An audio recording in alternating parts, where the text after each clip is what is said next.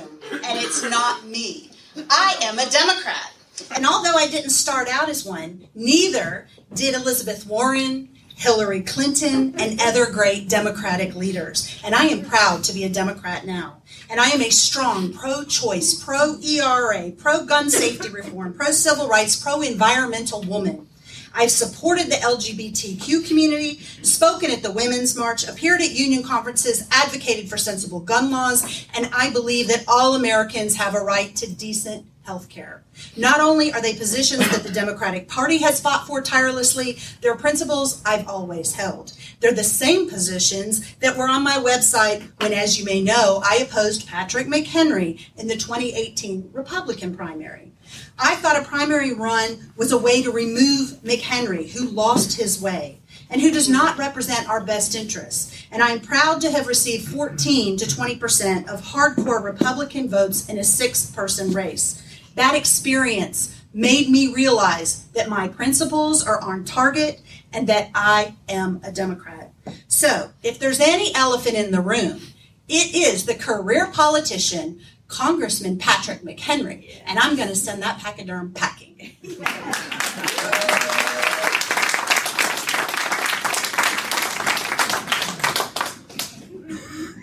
Good evening. It is evening now. Good evening, Polk County Democrats, and I want to thank you all for having us here. Thank Gina for agreeing to do this. Thank Andy for doing this. And by the way, you've passed your audition. You got Santa this year. I want to thank everybody for being here because this is one of the most important times in American history. We are up against a monolithic group of people who, and I'm talking about Republican politicians, who are out to strip back the democratic norms that we hold so dear. Patrick McHenry is key to this because Patrick McHenry is part of the Republican leadership. He is the ranking member of the financial services industry, or as I call Patrick McHenry, our big banks. We have an opportunity to take him out. Now, yes, I ran last year and was unsuccessful. I got nearly 41% of the vote in a very tough election as an unknown candidate with raising the least amount of any Democratic challenger in North Carolina. We had the 4th largest swing in our district because of what we did. So, Patrick has benefited from having an etch-a-sketch of a new candidate every time he's gotten to run, whether it be Andy before me, myself, or our predecessors. This time we have a unique opportunity for someone who's willing to, that's me, run again and use the name recognition, use the organizational foundation that I've built, the army that's behind me already, to take it the step further. I've hired a new campaign manager who is an experienced campaign manager who is coming on full time right now, a year before the election even occurs, in order for us to raise the money that we need to, and we're targeting to raise 10 times as much as we raised the last election. I am here to win it, and I have the experience and the knowledge and the networking that is going to take this district seat to the next level. Please vote for me, and I hope we have a good evening tonight. Thank you. Now we are in round 1. We have about 1, 2, 3, 4, 5, 6 questions, 90 seconds each. And rebuttals at the moderator's discretion. Okay? So, the first question is for Gina. Gina, why are you the best candidate to beat Patrick McHenry? Okay, in a gerrymandered district, we can't just rely on Democratic votes to win. You know we need crossover votes from independents and disaffected Republicans. As a moderate Democrat, I can engage with independents and disaffected Republicans in ways that we have not done before and attract unaffiliated voters needed to win. Is this about electability? Yes, but it's also about math. Democrats can't keep winning with the same 35 to 40% of the vote, running the same campaigns with the same candidates and expecting different results. Here are some other reasons why I'm the candidate to send Patrick packing. I'm an attorney and businesswoman. I have credentials to challenge and surpass McHenry. My life experiences of working, raising a family, and fighting for my community give me the perspective to understand how to best serve the working families of District 10. Secondly, women are engaged and energized, and I believe 2020 will be an even better year for women candidates. Recent elections affirm this. Third, I am building a top-notch campaign with a professional campaign organization. I have my campaign manager here with me, Dave Wagenhauser. We also have, we are going to win. We're going to raise enough money to win. And as of last week, I've raised more money, twice as much than any other Democratic candidate for District 10.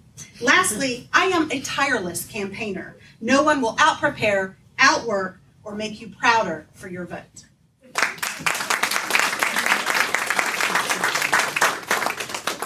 David, and you can fine. stand there. If she needs that, that's fine. Yeah. Hi. So the reason I am going to win is because as a progressive, what we have failed in this district for so long is running candidates that were moderates, that weren't inspirational to the Democrats that we need to get out the vote and get to canvassing.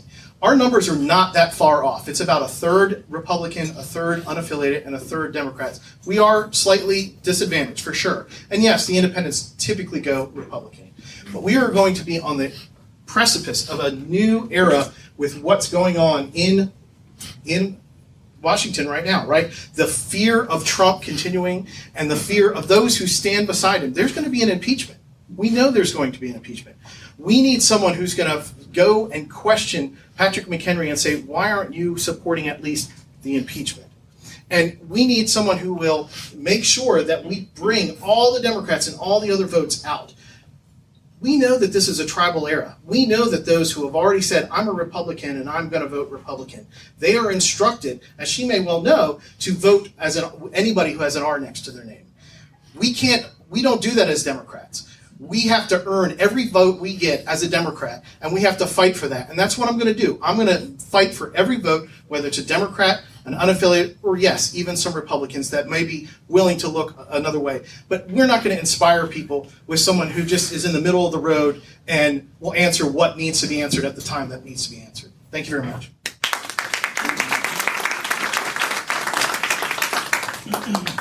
All right, next question. Gina, how would you address the issue of health care? Okay, I believe that all Americans should have health care, and I will do everything in my power to make that happen. Some Democratic presidential candidates want an immediate single-payer system. Others want to expand the ACA, and still others want to create a compromise, a hybrid system. While we can debate the ability to get this through Congress or how much the plan would cost, I believe we should remember that all of these health plans are working to expand coverage and help people. And for this, Democrats should be proud. We certainly are not looking to throw 20 million people off health care or strike down pre-existing condition protections like McHenry has been trying to do with his vote just last May. I favor the hybrid plan put forward by Mayor Pete Buttigieg, known as Medicare for All Who Want It. This plan would greatly expand the ACA, allowing more people to be able to afford it, and in addition would create a Medicare public option, but allow those who want to keep their private insurance to do so. You can understand why this is important for unions and working families who have negotiated health care plans as part of their salaries. Mayor Pete's plan trusts people to make their own health care choices. And Medicare public option will not only provide a less expensive alternative, but serve to drive down the costs of private insurance that will finally have to compete. In addition, as a mother of a daughter who had a $4,000 monthly drug cost bill, we need to rein those costs in.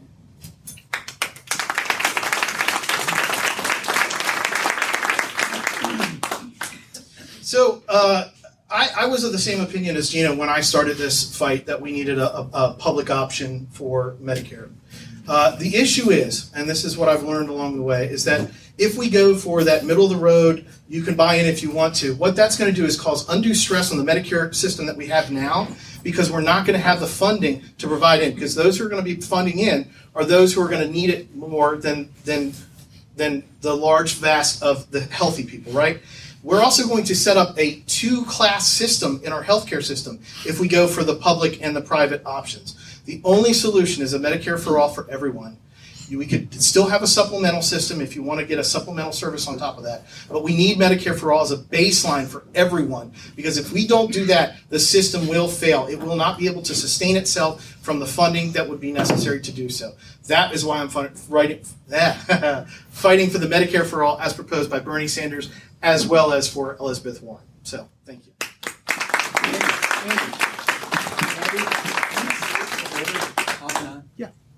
All right, David, next question for you. Yes, sir. How would you address the issue of gun violence? So number one, we have to move to universal background checks. What we have right now is an antiquated system. I don't know if you know that it is a physical file that's kept with the ATF to track gun registration and the information that we need for the background checks. We need to make sure that we move that system into an electronic system so they can more easily reach the information that they need to for instantaneous universal background checks. We need to eliminate the loopholes for the gun shows where people are allowed to sell guns and even individuals able to sell guns with no interim. The solution to that is to have basically a situation where licensed gun shops can act as the intermediary for a private transaction. Secondly, we have to have good red flag laws. If we don't have good red flag laws, that will be what will capture and protect against people who should not have guns because of through jurisprudence are proven that they should have those guns taken away from them temporarily until that issue is mediated. Then lastly, we have to get the weapons of war off the street. I am strongly for a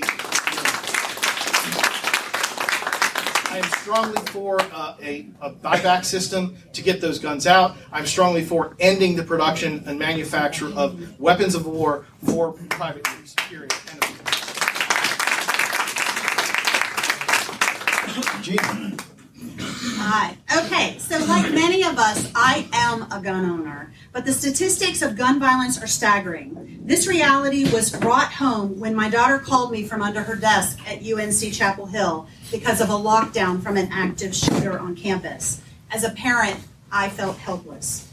I support the Parkland students who are trying to make a difference. Last year, I worked with local concerned students and later marched with them in Hickory for their March for Our Lives event. We need federal legislation that requires speedy universal background checks. We need to close the gun show loopholes that allow even a felon to buy a gun, enact red flag laws that permit the courts to temporarily remove weapons from those who are a present danger to themselves and others, and to fund the CDC, which can actually study gun violence, and which the Dickey Amendment had thwarted for many years. Contrast this with Patrick McHenry, who has voted against 2 House bills to strengthen background checks, and who has received $42,000 from the NRA.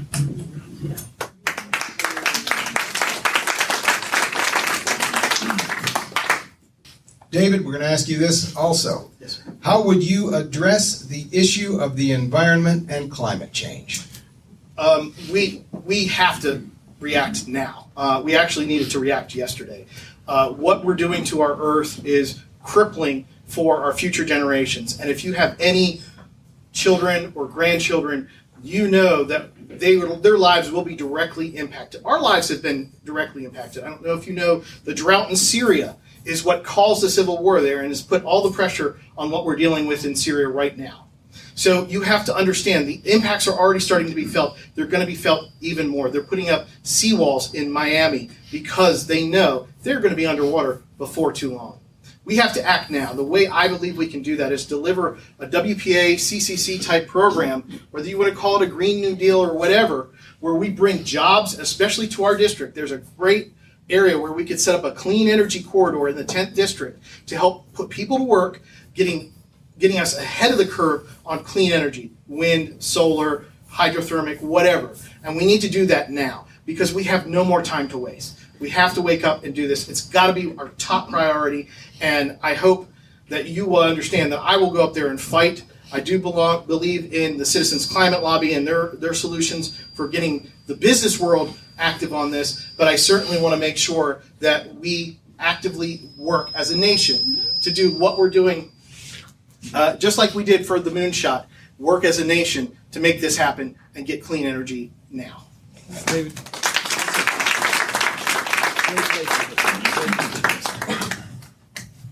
All right.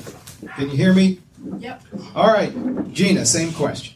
Okay, we know climate change is not fake news. The time for doubting and denying has long passed. We need to show our commitment to action and leadership.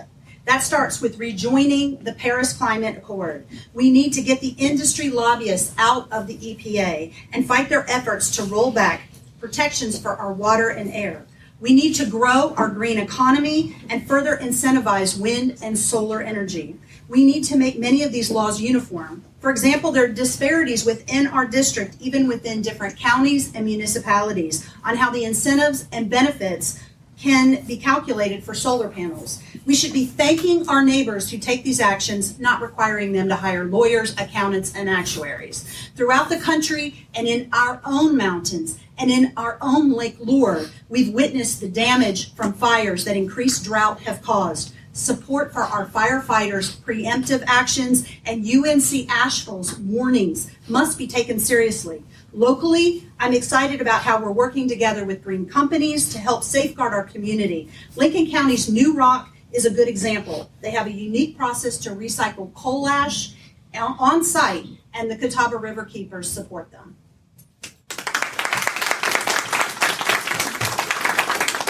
All right, Gina, you are going to answer this question first, and that is talk about an issue that we have not addressed in the questions that I've asked up to this point. Focus on one or more issues affecting District 10 and address as many or as few issues as you would like in 90 seconds. Okay. Unlike Patrick McHenry, who has lost his way and failed to see the needs of the constituents of District 10, I know we need federal dollars, not to build a wall, but to help repair our infrastructure. In Gaston and Lincoln counties, traffic congestion is choking us. You want to go to Charlotte from Cleveland County? Be prepared to sit on I-85 for an extra hour. We need another bridge over the Catawba River. The bottleneck out of Charlotte affects so much of our district. The new river district being built on the Catawba River will be larger than Ballantyne is to Charlotte. We can have a positive impact on growth, but we need to improve transportation to accommodate the influx of population that's coming, whether we're ready or not.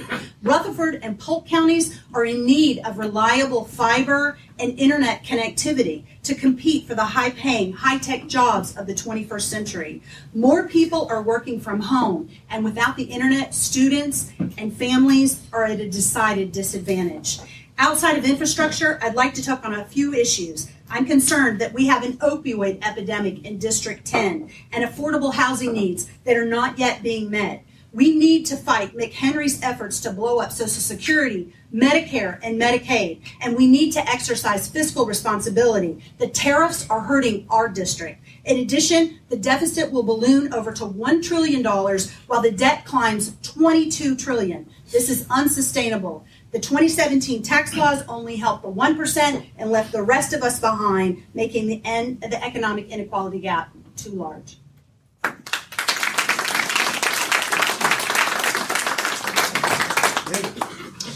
I would like to talk, I don't know if you know, I'm a tech consultant. I work with big businesses to help protect their data. We have a big problem. Our wars are not fought on the battlefields as much anymore. They're going to be fought more and more through cyber. So I would like to, as a tech person, go to Washington and not be another nameless doctor, lawyer, what have you up there. I want to be a tech person who understands tech, who can help get to the point of fighting against what is coming and what is already here. Data privacy. Make sure to protect net neutrality and make sure that our systems in America, our infrastructure, our power infrastructure is dilapidated and endangered of cyber attacks. We have to make sure that we protect our nation, and we have to basically a call to war in order to protect our nation through that cybersecurity. We also have to hold these tech giants in check. You saw I don't know if you saw, there were testimony this week from the CEO of Facebook, and our representative, Patrick McHenry, was the ranking member on that committee. And they were talking about a cryptocurrency that Facebook wants to participate in. Now, cryptocurrency is really out of our control and really has the capability to make money laundering so easy. That's the only reason Patrick McHenry was really upset, is because, he represents big banks up there. So he was afraid of what those cryptocurrencies were going to do to big banks. But the truth is, we need to be fearful of cryptocurrencies because of what that's going to do with money laundering and helping crimes, especially dangerous crimes. Thank you. Very good. A good politician must be a good storyteller. Tell us a 90-second story. It can be funny or serious, true or made up, personal to you or not personal to you, with or without a moral. Go. So the long and short of it is I've been doing this for 2.5 years now. I've got the opportunity to meet a lot of you, a lot of your neighbors. The reason I do this is for you. We are in a society right now under Trump's leadership where they are promoting a cause of standing up for yourself above all else. We as Democrats don't believe that. We believe that we should be able to fight for whomever is next to us, whether we're related to them or not, because we're all in this together. My story is that I've had the opportunity to meet people who are fighting for their very survival because of healthcare needs. Now, I know we've already talked about healthcare, but healthcare is a huge part of why I'm doing this. It affects every individual's lives. Every individual lives. You are going to have to deal with healthcare. Healthcare needs to be a human right, and that's how we need to treat it in this country. There are people that I've got to speak with that have told me about bankruptcies, about fearing for being able to actually provide for their families because of the needs that they have, or they will literally not get the treatments that they need to survive. We have stories about individuals that I've spoken to where they've lost loved ones because their loved ones were rationing insulin because of the price of insulin is too high. This is why I'm in this. This is the reason that I fight, and this is why that we absolutely have to change who we have representing us. And the great thing is, this is an issue that crosses the aisle. There is not a single Republican who will not know a story of someone, a loved one, who is in healthcare need and can't provide for that. Thank you.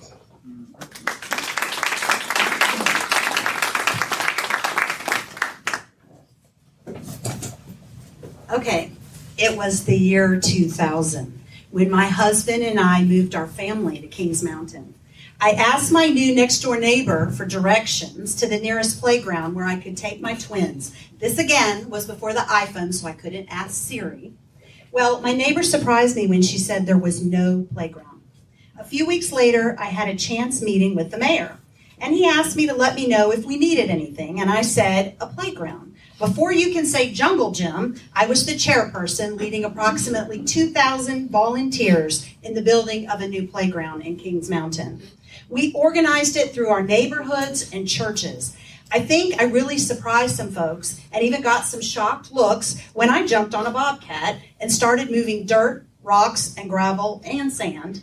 In the end, it turned out tremendously. It was the size of a softball field with castles, slides, swings, tree forts, an Old West miniature town, a sailing ship, and so much more. We finished the playground on September 10th, 2001, the day before 9/11. Now, fast forward to last year's Easter egg hunt at the playground. There were over 1,000 people there. I was speaking with some neighbors when a man approached me, and he said, I don't know why you're bothering to run for Congress. No one person can make a difference. His voice was so cynical, like so many of us have become. I put my hand on his shoulder, and I slowly turned him around, and I said, look at this playground. This is what we created, and I'm only one person, and we did this. We did this together. He paused for a few moments, he looked at the playground, and then back at me, and he hugged me, and he said, thank you for building this playground for our families and children.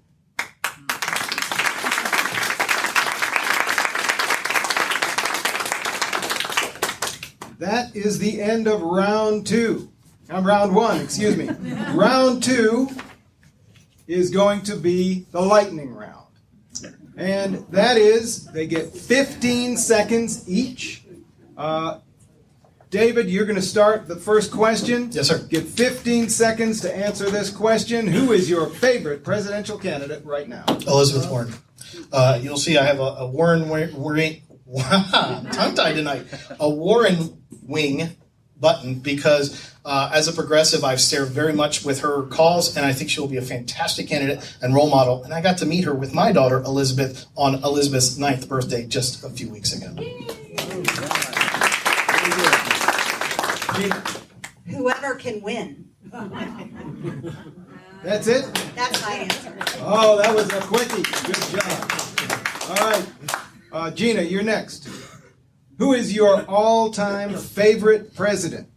I like Woodrow Wilson because he gave us the United Nations. I love Teddy Roosevelt because of all the national parks he added. And it's hard to argue with Obama. He was a great statesman, a bridge builder, a leader, and I certainly slept better when he was in the White House.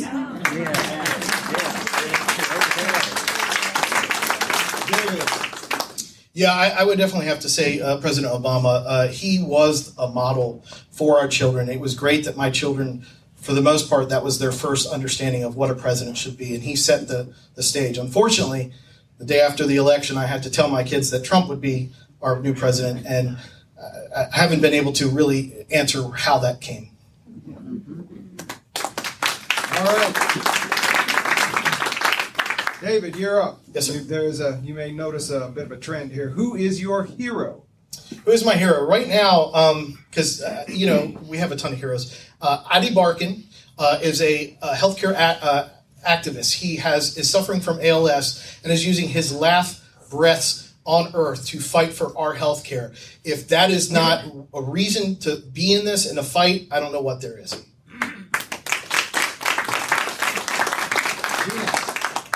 My late father is my hero. He was an inventor and holds 3 U.S. patents. He holds the pioneering patent for the first balloon expandable stent to fight heart disease. My father had no limitations for me, and he said I could be anything I wanted to be as long as I was a doctor or a lawyer.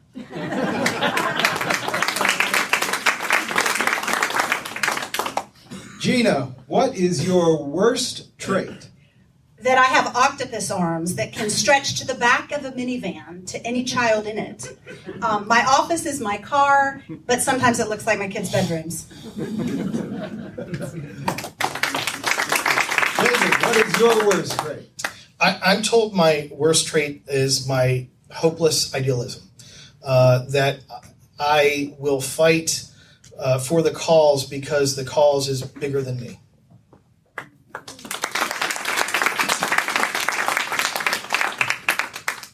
David, what is your best trait?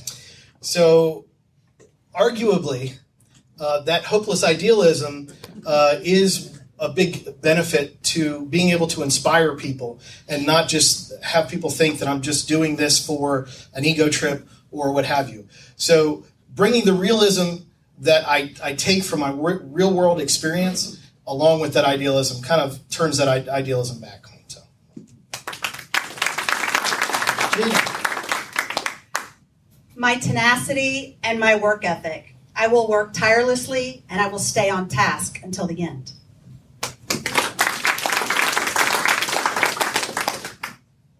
I know this is hard to talk about in only 15 seconds if this applies to you, but Gina, do you have any pets? I have a dog and a cat who thinks she's a dog.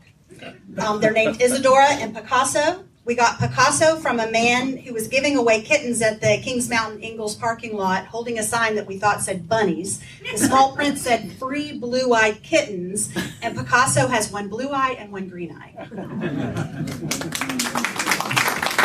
David, pets. Yes, I have 2 dogs, Chocolate Lab Gus, a Bassador, Basset Hound Labrador mix, Bailey. We have 2 cats. Both in the Siamese range, Sushi and Evie. And we've also fostered dogs and cats, and that's unfortunately why we have so many. All right. David, what hobby or hobbies do you enjoy? I've given up a lot of hobbies to do this. I'm a big gamer, but I have 0 time to game because this is a full family thing that we do. My wife helped the election in Gaston County and is our field director this time. Our kids also, we have to put the effort in to keep them happy and the opportunity to do the things they want to do. Very good. Gina, your hobbies. I like skiing, snow and water skiing. We have a really great family quality time when we do this together. For myself, I like to run. Very good. Quick follow-up. What kind of races do you run? 5K, 10K? I've done 5K, 10K. I did the Charleston Bridge Run last year. I did the Charleston Bridge Run 10 years ago. Very good. Time's up. Good job. Good job. All right. That leaves us with questions from the audience. We have about 10 minutes for this session, for this round. Who has a question for either of our candidates, because they both get a chance to answer the questions, whatever question you ask? Raise a hand.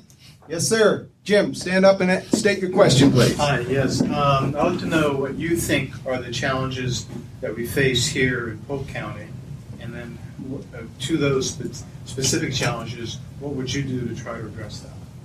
David first, 60 seconds. Well, I know that Polk County has benefited from a big tourism trade recently, and the opportunity to deal with that, but also take care of the needs for the people. I know what they did to the water supply and building the equestrian center, so we certainly need to make sure that we get that situated and make sure to take care of the townspeople first, the people who live here in the county above all else. I also understand that a lot of it is that there's not a lot of industry here. I know several people here tonight even who have to go to another town for their work and live here. We definitely want to help bring jobs back into the area and make sure that it's jobs up and down the aisle, that there are jobs that are good for those who are in college level and professional level, as well as those that the technical fields that we need to really push better and provide for. It's one of the reasons I really like the WPA idea to put people to work in jobs that are emerging, because let's be honest, it's not immigrants that are losing jobs, it's automation and AI that are coming on and wiping out jobs in a huge fashion.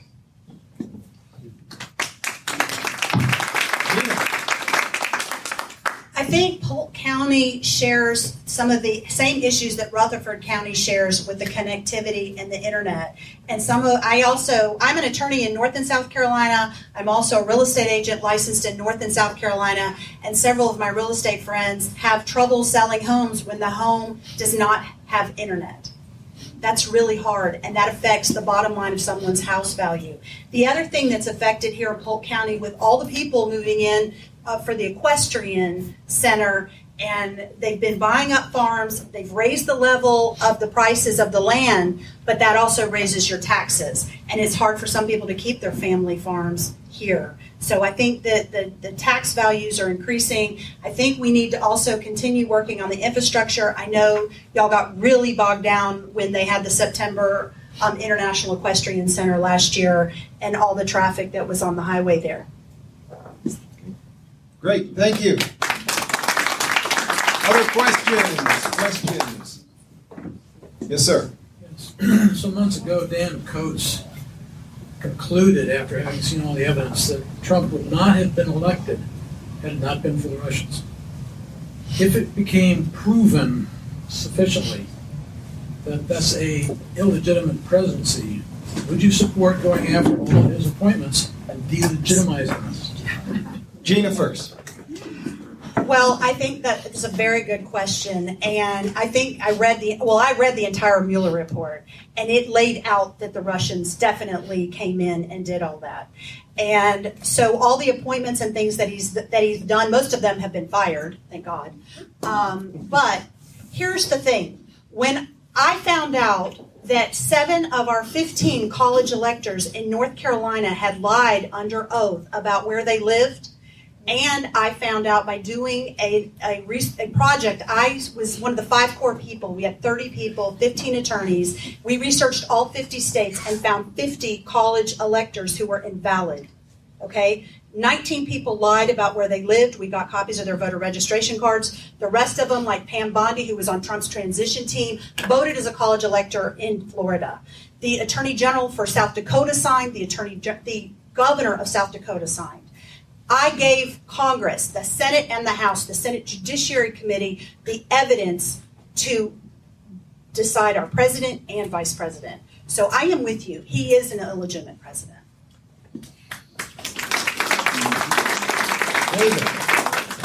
So yeah, I don't know that I'm the sole person who keyed the term, but I've come up with the idea of a de-Trumpification. Okay, and it's been catching on, but that's what's going to need to happen, right? We are going to need to look through the selections he made, the choices he made. They are packing the judiciary. They are packing with unqualified people. Just recently, the gentleman who was elected, who's 37 years old, was given a lifetime appointment, and the American Bar Association rated him unqualified. And they're putting him on a lifetime appointment. Absolutely, we need to look at those cases. We need to have a committee in Congress to review those cases and understand how that is. Now, the problem is we are in a democracy. We have a Senate that is sitting and making those decisions, and they've broken the rules. They've changed the rules in order to push through what they want to push through, despite the fact that how many of Obama appointees got held up, including, what was his name? Merrick Garland, right? Yes. So we will definitely fight for that. Next question. Yes, sir. How do you talked about Medicare for all. I was wondering, how do you balance Medicare for all with the concerns about our national debt going out the roof as well? How do you fix that so that there's kind of a tit for tat? David first. All right. That's a great thing. Here's the thing. We are spending trillions on our own healthcare right now. We are spending, because there is a middleman, a for-profit industry, that their profit-making thing is to deny your claims. That's how they make money. If we take that out of the middle, the amount that we're already paying in, we'll actually save money on what we're already paying through taxes. It should not be a revenue thing where it's going to cost the nation a tremendous amount. Because you're right, the national debt is an embarrassment. And for all the years, the deficit hawks on the right, including Mr. McHenry, have talked about that deficit. Look at what they've done since they've been in power. They were in power for 2 solid years, had both houses of Congress and a president. What did they do? They rammed that tax bill through that is costing us more than anything. Number one I would do, we need to repeal that tax bill. Absolutely. That, for more than any other reason. But if we're not fighting for health care, all the other money that we're spending, what is it for? If we don't have health care, if we don't survive, it's all for naught.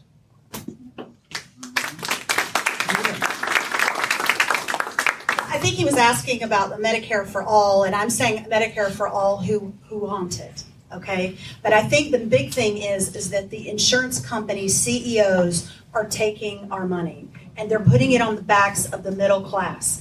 And the 2017 tax bill was made permanent for the 1%, which that should not have happened, and it put it in their not permanent tax deductions for the middle class. The middle class needs to get the tax benefits. The 1% needs to pay their fair share. Very good. Next question. I'd like to know what your plans are for improving the education, public education in the 10th district. Plans for improving public education in the 10th district. Gina. I want to see teachers valued. I want to see teachers have pay. I don't want to see North Carolina continue to have a brain drain. We have teachers who are leaving our state because they can get paid higher in other states. North Carolina needs to do that.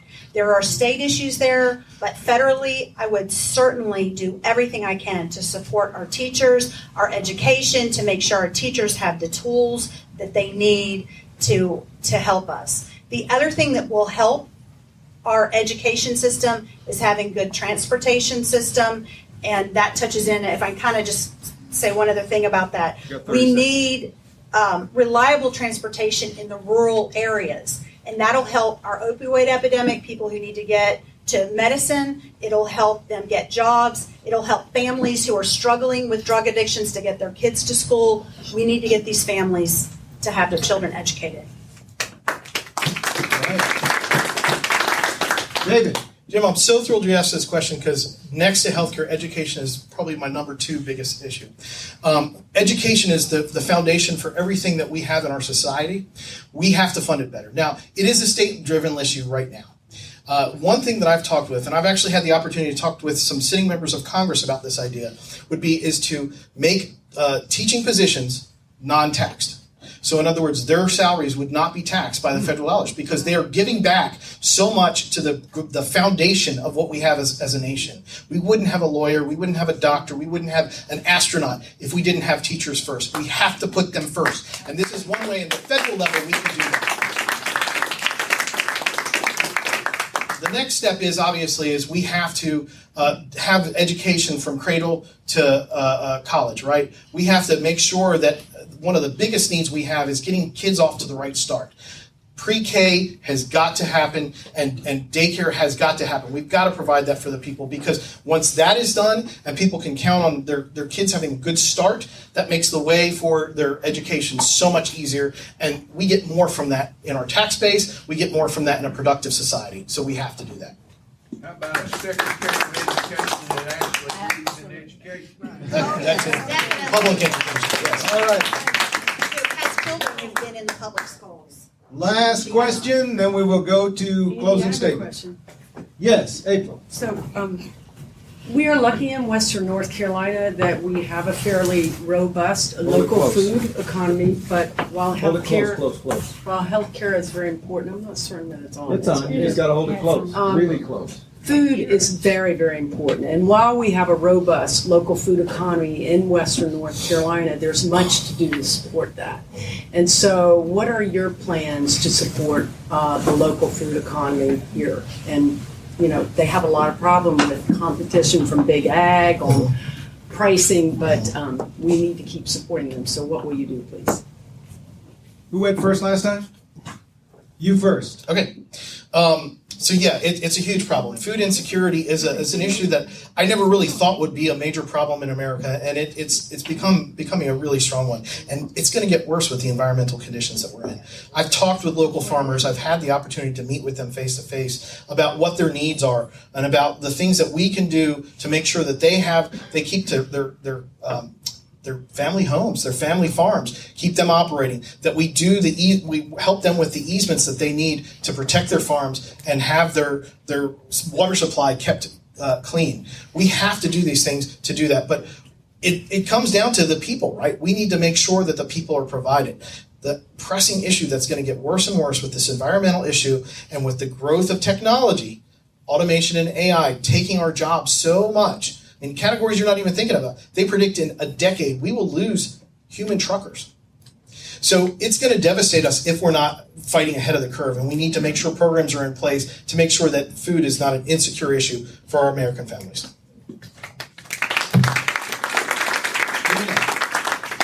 The first thing that comes to mind are bees. We need to protect our honeybees. The second thing that comes to mind is that the Department of Agriculture for North Carolina says we have over 6,000 farms in District 10.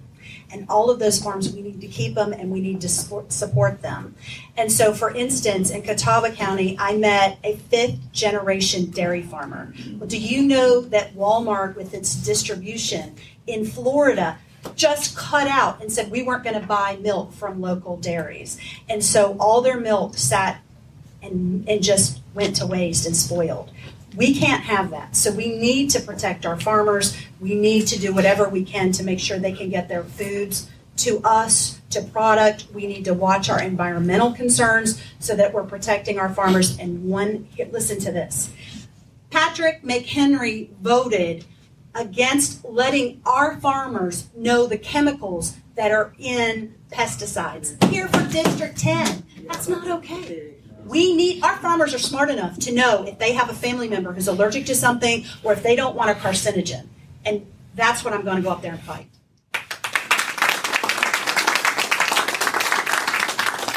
All right. Now we have the closing statement, which is just 60 seconds. David, first. All right. Ladies and gentlemen, I fought for you for 2.5 years. I'm going to continue to fight for you because it's what's right. It's what I have to do for my children. As I mentioned earlier, I woke up the morning after the election that Trump got elected, and I could not look them in the face. I could not explain to them how we got to put a man that is so despicable in power. Patrick McHenry wants to be buddies with him. He wants so bad to be buddies with him, but he's also terrified of him. He admitted in a local town hall recently that he was terrified of being the subject of one of Mr. Donald's bad tweets. So we need to make sure that we replace Patrick McHenry with someone who understands technology, understands what our future needs in environment, public education, good healthcare for all, and make sure that we fight for those things, because that's what people need on a daily basis. Not these wedge issues that the Republicans try to do to make it seem like we are bad people for supporting. So please help me. We're going to raise more money this time. We have a full-time campaign manager. We are going to deliver for this district, and it's going to be awesome. Thank you.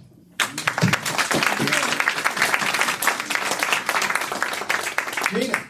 I'd like to thank you all for coming and for having me, and to thank Andy Millard for moderating. We live in a district with an 8-term, 15-year career politician who has lost his way and who has forgotten that he works for the people of North Carolina, not for big pharma, not for big banks, special interest groups, PACs that line his pockets and campaign funds.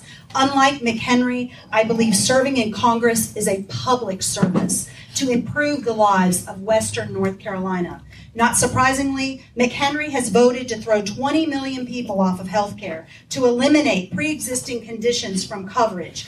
He's opposed to bipartisan, responsible background checks and opposed climate legislation. These are issues that affect Americans regardless of their party affiliation.